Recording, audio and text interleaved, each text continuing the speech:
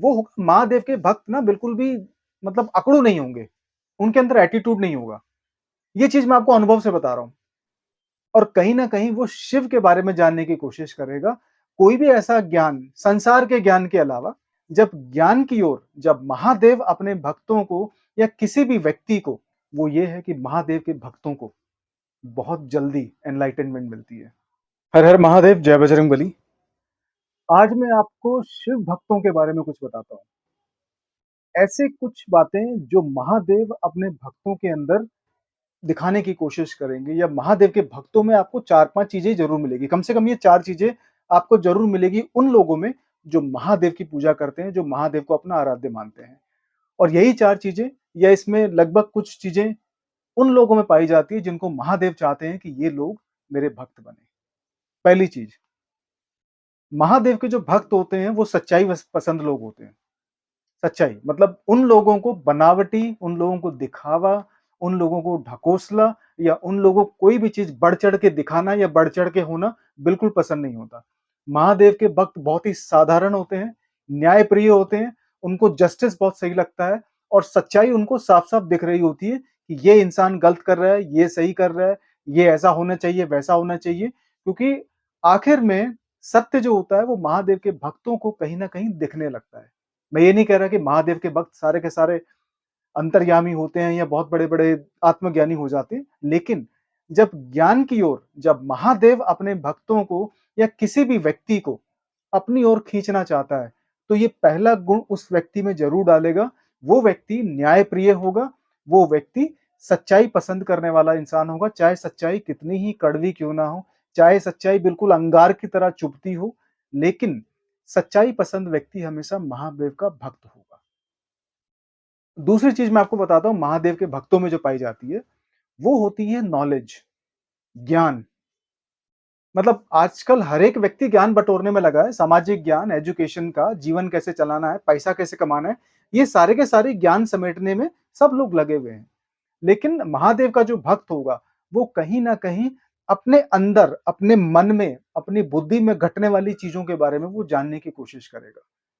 और कहीं न कहीं वो शिव के बारे में जानने की कोशिश करेगा। कोई भी ऐसा ज्ञान, संसार के ज्ञान के अलावा, कोई भी ऐसा ज्ञान अगर एक शिव भक्त जानने की कोशिश करेगा, तो कहीं न कहीं वो शिव और महादेव से ही संबंधित होगा। तो एक और वो जानता होगा महादेव का जो भक्त होगा, जिसको महादेव अपनी ओर खींचने वाले होंगे या खींच रहे होंगे धीरे-धीरे, वो व्यक्ति जानता होगा कि जो ज्ञान है, वही शिव का दूसरा रूप भी है, शिव का दूसरा नाम भी ज्ञान है। तो इसलिए वो व्यक्ति जो महादेव का प्रिय होगा, जो महादेव की भक्ति में उतरा होगा, उसको पता होगा कि ज्ञान एक तरीके से परमात्मा, ज्ञान एक तरीके से शिव का दूसरा नाम है। तो ऐसा व्यक्ति ज्ञान को हासिल करने की कोशिश करेगा, वो ज्ञान जो शिव से संबंधित होगा, वो ज्ञान जो महादेव की भक्ति की ओर, महादेव की रास्ते की ओर उस व्यक्ति को चलने के लिए प्रेरित करेगा। और तीसरा पॉइंट जो मैं आपको बताना चाहूँगा महादेव के भक्तों के लिए, वो होगा महादेव के भक्त ना बिल्कुल भी मतलब अकड़ू नहीं होंगे, उनके अंदर एटीट्यूड नहीं होगा। ये चीज़ मैं आपको अनुभव से बता रहा हूँ। मतलब आप लोगों को लगेगा कि मैं अपने बारे में बात कर रहा हूँ, मैं अपनी तारीफ़ कर रहा हूँ, वैसा नहीं है। महादेव के भक्त ना बहुत एडजस्टिंग होंगे, बिल्कुल फॉर्मलेस होंगे और बहुत एडैप्टेबल होंगे। मतलब महादेव के भक्तों में ना शारीरिक तौर पे ही नहीं, बल्कि मानसिक तौर पे, भावनात्मक तौर पे बहुत लचीलापन होगा, बहुत एडजस्टमेंट होगी। महादेव के भक्तों को अगर आप थोड़ा-सा बुरा भी कर दोगे या उनका फ़ायदा भी उठा लोगे या आप उनके साथ कुछ अन्याय भी कर दोगे या उनकी इंसल्ट भी कर दोगे, तो उनको ज़्यादा फ़र्क नहीं पड़ेगा। क्योंकि महादेव की भक्ति का रास्ता इंसान तभी चुनता है, जब उसे दुनियादारी का असर होना थोड़ा-सा कम हो जाता है या बंद हो जाता है।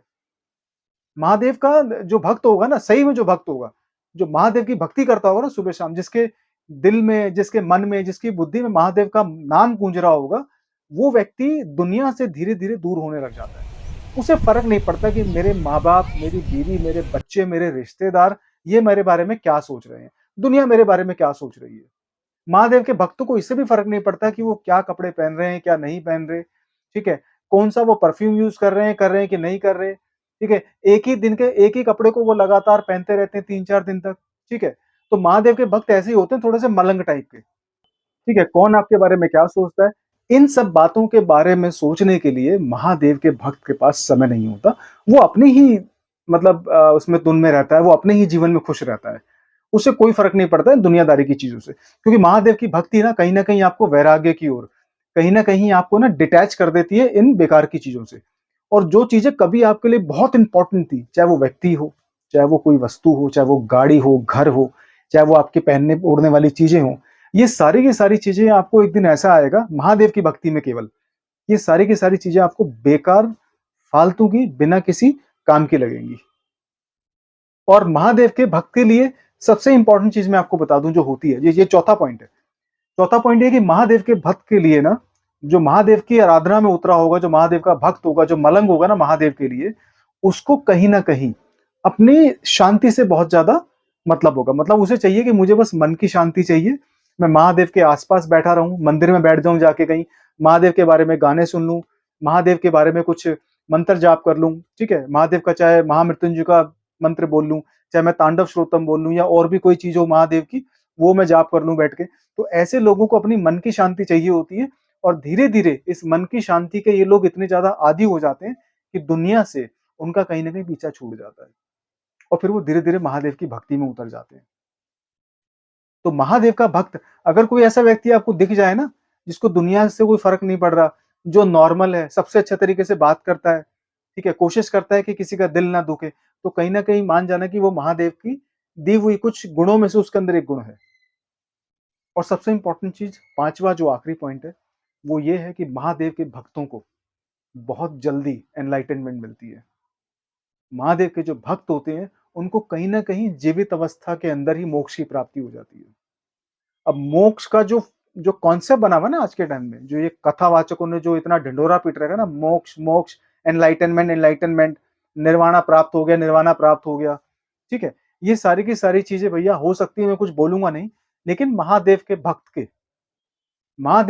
के अनुसार या महादेव की भक्ति के अनुसार अगर आप लोगों को वाक़ई एनलाइटनमेंट की प्राप्ति हुई है, अगर आपको वाक़ई अंतर्ज्ञान या अंतर्ध्यान होना पड़ गया या आपको आत्मा की मतलब आत्मा ज्ञान हो गया, ठीक है? तो उसका सबसे इम्पोर्टेंट चीज़ ये होगा कि आपकी बुद्धि में विचार आने बिल्कुल बंद हो जाएँगे, ठीक है?